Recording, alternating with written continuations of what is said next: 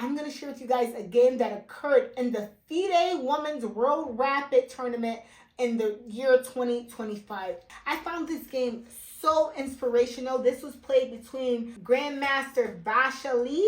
I will not attempt to say her last name. Okay, I'm going to try, but don't hold me accountable. Grandmaster Vaishali Rameshbabu versus Grandmaster Zhongyi. So we're just going to call this Grandmaster Vaishali and Grandmaster Tan, right? I'm going to put these two ladies' names on the screen here because I don't want to butcher their names. However, I found this game very, very inspirational because this is Grandmaster Tan with the white pieces and Grandmaster Vaishali with the black pieces. And what you're going to see is this Grandmaster with the white pieces, she is totally dominating the Grandmaster with the black pieces from start to finish. And this was the FIDE Women's Real Rapid Tournament Round 3 of the year 2025. And even though Grandmaster Tan is winning this game, the entire game, she still found a way to blunder checkmate. She got mated on a back rank mate. And why this game was so inspirational for me is I just found it so interesting that a Grandmaster of her caliber could even blunder back rank mate. Okay, it made me feel a lot less dubious at the game of chess because I have blundered. If you guys watch this video right here specifically, where I'm totally winning the game from start to finish and then I blunder or overlook my opponent's strat to checkmate me, this game made me see that it happens to even the strongest and the best of us. She also blunder or overlook checkmate, guys. So let's take a look at the game. You guys are going to see exactly what I mean. Like, even a Grandmaster can blunder back rank mate. I just found that so interesting. And it definitely helped me to take a lot less pressure off myself because, like, when I do things like I'm winning a game and I go to win it and then I overlook checkmate or, you know, make a mistake, I get so upset about it. But the thing is that it happens at all levels. And it's just growing pains. When she blundered back rank mate, I felt her pain. And I'm like, wow, even a Grandmaster could do that? Even a Grandmaster could blunder back rank mate like that. That is insane to me. That is very, very interesting stuff. And it also just made me just take a mental note to really, really slow down. Even if you are winning, when it's time to win the game, just slow down and make sure you are playing a sound and technical game where, you know, your opponent can't pull off any tricks or surprising mates. Okay, guys, without further ado, let's get into the game. White makes the move E4. Black responds with E5. White responds with knight F3. Black responds with knight C6.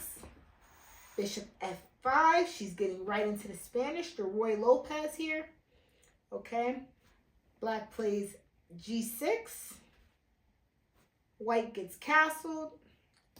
Just want you guys to see how white is dominating this game from start to finish.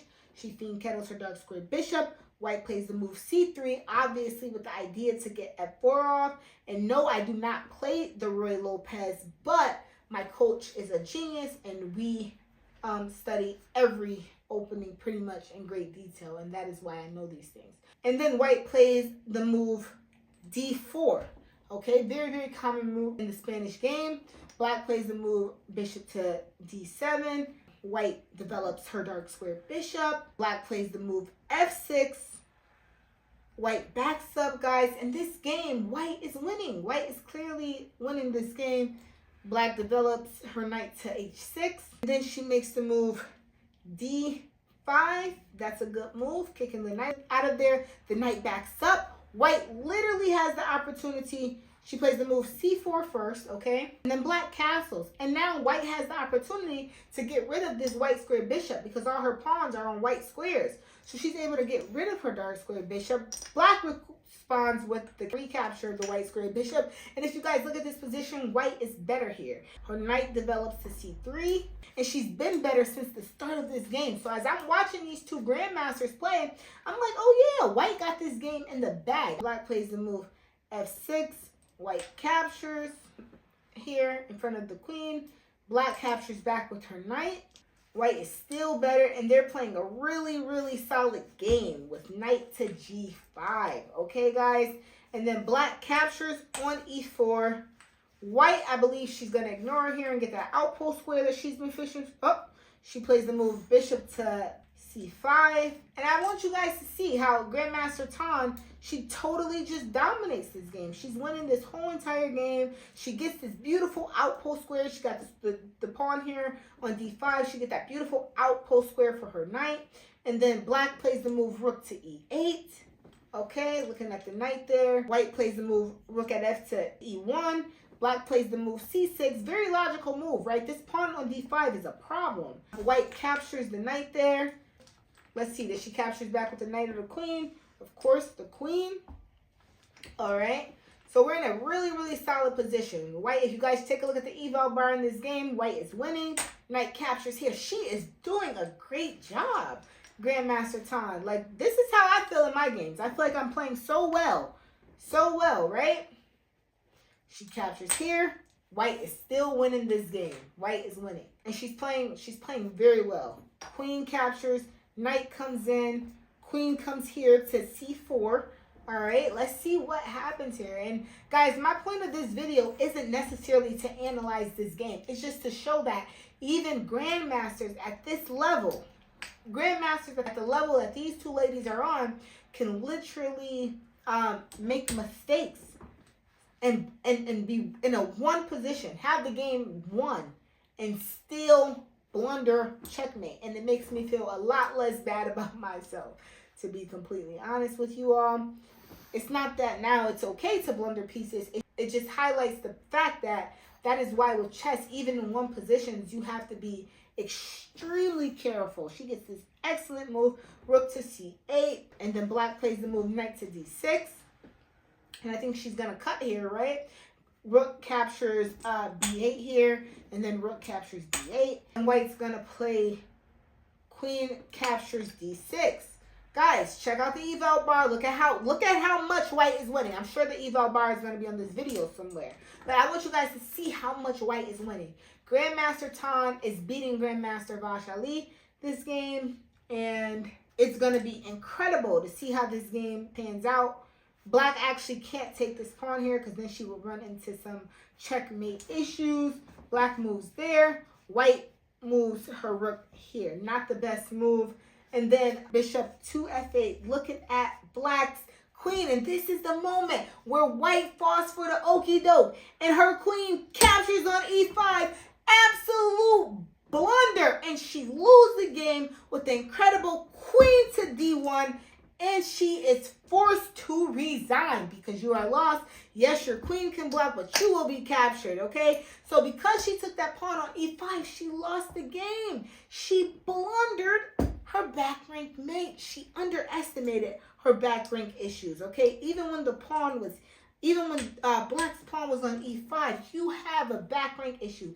Yes, you are winning the game and you are winning by drastic proportion, but she totally overlooked her back rank mate. And this game was very, very interesting to me because it just showed that these kind of things, right? Queen captures e5. These kind of mistakes, these kind of blunders happen even at the Grandmaster level. And this is the 2025 FIDE Women's World Rapid Tournament. And this kind of mistake was made. Okay, I thought this kind of mistake was made at this tournament. And it just highlighted to me that even players at the highest strength make mistakes. And that is why it is even more critical, okay, when you are winning a game. All I asked Santa for this Christmas was to be able to win one position in chess. If you don't believe me, watch this video here. That's all I wanted for Christmas was to win one position in chess. And what this game showed me was that it highlighted even further that if you are winning a position, you still have to play chess sound and with technique and still keep your opponent's counterplay in mind. I think what could happen is you could be winning so much and getting ready to mate your opponent that you just totally forget that your opponent has counterplay and moves to make as well, and you just overlook it like this Grandmaster did here. She was totally supposed to win this game. She simply overlooked her back rank issues, and she got checkmated. It happens to the best of us. It happens to everyone. Just in 2026, guys, do your best not to blunder. Don't blunder mates. If you're winning, take your time. If you're winning, take your time. That was my major takeaway from this game. Like, even more from my own misses and mistakes in one positions, this game just highlighted even more for me how important it is to take your time, even if you have the position won. Take your time before going all out and going for checkmate, because it could be the difference between a big win and a big loss, like it was for me in this game right here. All right, guys, thank you so much for watching this video, and I hope that this takeaway was, you know, as beneficial for you guys as it was for me. In one positions, take your time and still play the game sound and technical, so that your opponent doesn't get some sneaky mate or some tricky mate off. You got to be focused. You have to be. Because queen captures e5, that was just either maybe she was moving so fast, it is a rapid tournament, or she just overlooked it. You got to take your time. You still got to be calm. You have to be sound. You have to be technical so that things like this don't happen. All right, guys. Thank you so much for watching this video, and I will see you in the next one.